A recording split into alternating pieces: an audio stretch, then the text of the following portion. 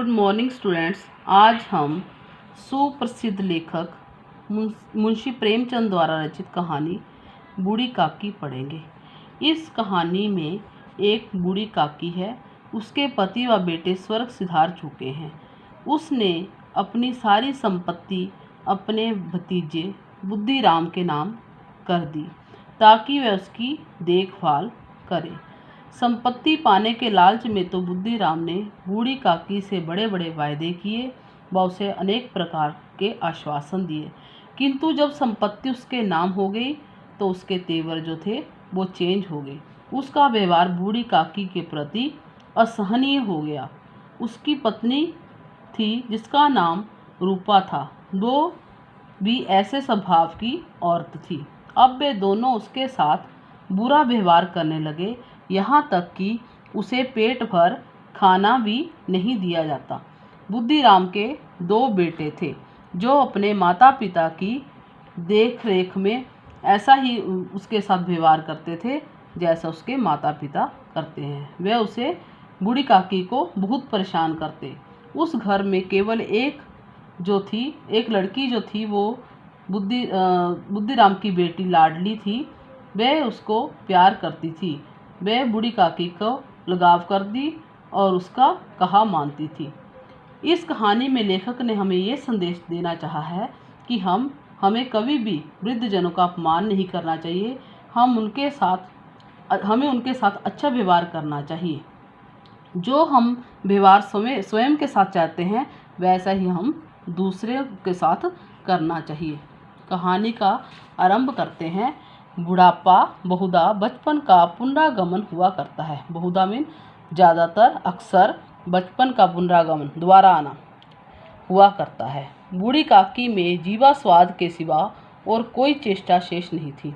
बूढ़ी काकी जो थी उसको सिर्फ खाने पीने के लिए चीज़ें चाहिए थी, बाकी कोई उसकी इच्छा नहीं थी और ना अपने कष्टों की ओर आकर्षित करने का, ना ही रोने के अतिरिक्त कोई दूसरा सहारा। उसका सिर्फ रोने पर ही जोर था। समस्त इंद्रियां, नेत्र, हाथ और पैर जवाब दे चुके थे। सब इंद्रियां सब कमज़ोर हो चुकी थी। पृथ्वी पर पड़ी रहती और घर वाले कोई उसकी बात इच्छा के प्रतिकूल करते, भोजन का समय टल जाता या उसका परिणाम पूर्ण न होता, या बाजार से कोई वस्तु आती और ना मिलती तो वह रोने लगती। मतलब उसकी इच्छा के विरुद्ध कोई भी काम होता, या उसे समय पर खाना नहीं मिलता, या बाजार से कोई चीज़ आती और उसे ना दी जाती तो वह रोना शुरू कर देती। उसका रोना सिसकना साधारण रोना ना था। वे गला फाड़ फाड़ कर रोती, बड़े ज़ोर ज़ोर से रोना शुरू कर देती। आसपास भी सुनाई देता। उनके पति देव को स्वर्ग सिधारे कालांतर हो चुका था। बहुत समय हो चुका था उनके पति को स्वर्ग सिधारे हुए। बेटे तरुण होकर चल बसे। बेटे भी युवावस्था में ही चल बसे थे। अब एक भतीजे के अलावा और कोई नहीं था। एक भतीजा ही था जो उसकी देख रेख करने वाला था। उसी भतीजे के नाम उन्होंने अपनी सारी संपत्ति लिख दी। भतीजे ने सारी संपत्ति लिखवाते समय खूब लंबे चौड़े वादे किए, परंतु वे सब वादे केवल कुली डिपो के दलालों के दिखाए हुए सब्जबाग थे। मतलब दिखावे के लिए थे, ऐसा वो कुछ करने वाला नहीं था। यद्यपि उस संपत्ति की वार्षिक आय 150-200 रुपये से कम ना थी। काफ़ी थी उसकी आय, तथापि बूढ़ी काकी को पेट भर भोजन भी कठिनाई से मिलता था। लेकिन उसके इतनी संपत्ति के, इतने पैसे आने के बावजूद भी उस बूढ़ी काकी को उनके घर में पेट भर भोजन नहीं दिया जाता। इसमें उनके भतीजे पंडित बुद्धिराम का अपराध था अथवा उसकी अर्धांगिनी श्रीमती रूपा का। अर्धांगिनी मीन पत्नी, श्रीमती रूपा का। इसका निर्णय करना सहज नहीं, बोलते इसका निर्णय करना साधारण नहीं। दोनों ही अपराधी थे। बुद्धिराम स्वभाव के सज्जन थे, लेकिन उसी समय तक जब तक कि उनके कोष पर आंच न आए। वो स्वभाव के अच्छे थे, लेकिन उतने समय तक ही अच्छे रहते थे जब तक उनका पैसा इधर उधर ना जाए, मतलब उनके पास ही रहना चाहिए।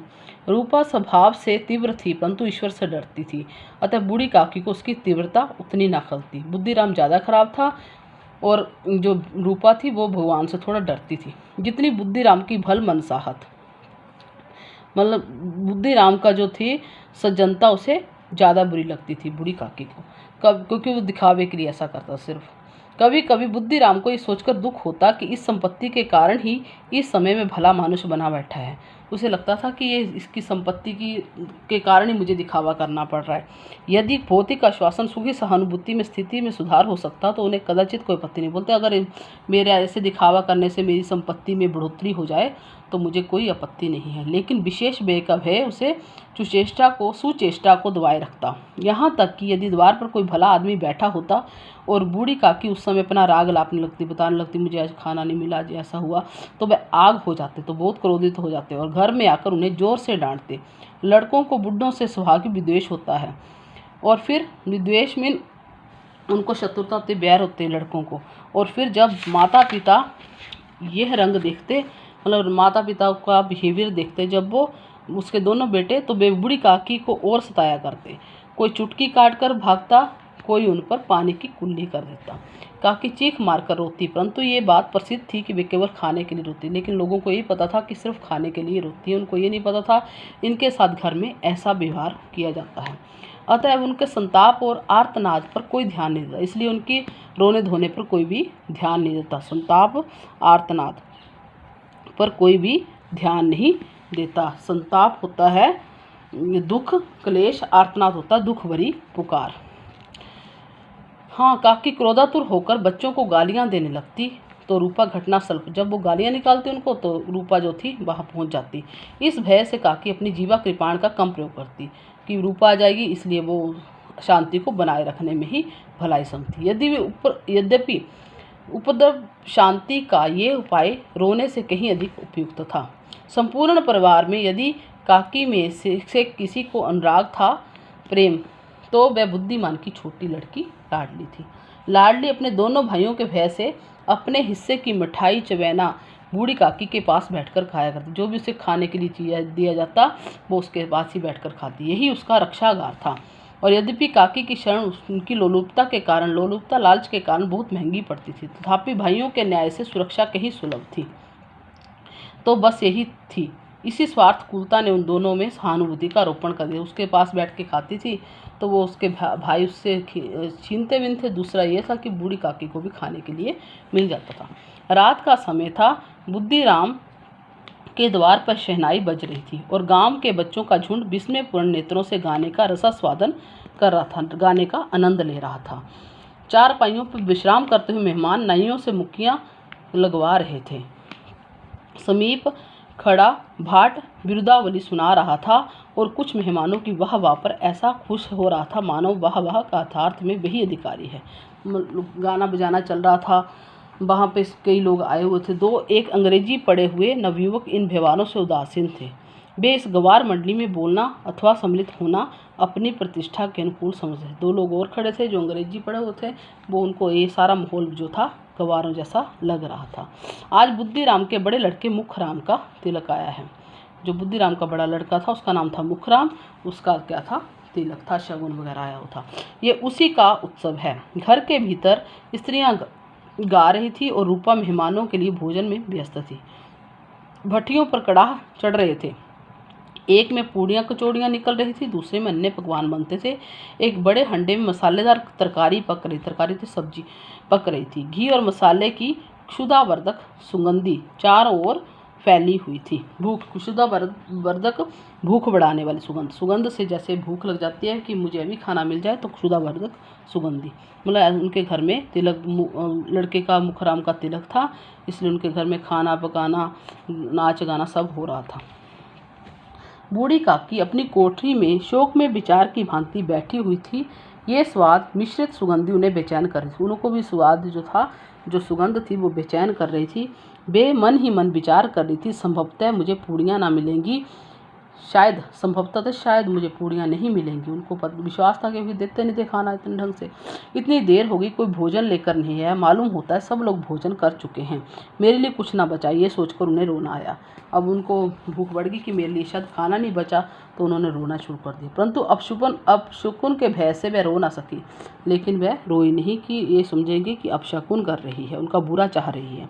आहा, कैसी सुगंधी है, अब मुझे कौन पूछता है। जब रोटियों के लाले पड़े हैं तब ऐसे भागे कहाँ की भरपेट पूड़ियाँ मिले। बोलती मुझे तो रोटी नहीं भरपेट मिलती, तो यहाँ पूड़ियाँ किसने देखी, मेरे भाग्य में पूड़ियाँ कहाँ लिखी हैं। ये विचार कर उन्हें रोना आया। कलेजे में हुक सी उठने लगी, हुक होता है पीड़ा सी उठने लगी। परंतु रूपा के भय से उन्होंने फिर मौन धारण कर ली, फिर चुप हो गई वो। बूढ़ी काकी देर तक इन्हीं दुखदायक विचारों में डूबी रही। घी और मसालों की सुगंधी रह रहकर मन को आपे से बाहर किए देती थी। जब उनको घी और मसालों की सुगंध आ रही थी तो उनका भूख जो थी और बढ़ रही थी। मुंह में पानी भर भर आता था। पूड़ियों का स्वाद स्मरण याद आते ही करके हृदय में गुदगुदी होने लगती कि किसे पुकारूं, आज लाडली बेटी भी नहीं आई। उसे लगता कि अभी लाडली बेटी नहीं है, किसको आवाज़ लगाऊं कि मुझे खाने के लिए कुछ लेके आओ। दोनों छोकरे उनको बोला है जो उसके लड़के थे, सदा दिख दिया करते थे। आज उनका भी पता नहीं कुछ मालूम तो होता कि क्या बन रहा है। बाकी हम बाद में पढ़ेंगे। धन्यवाद।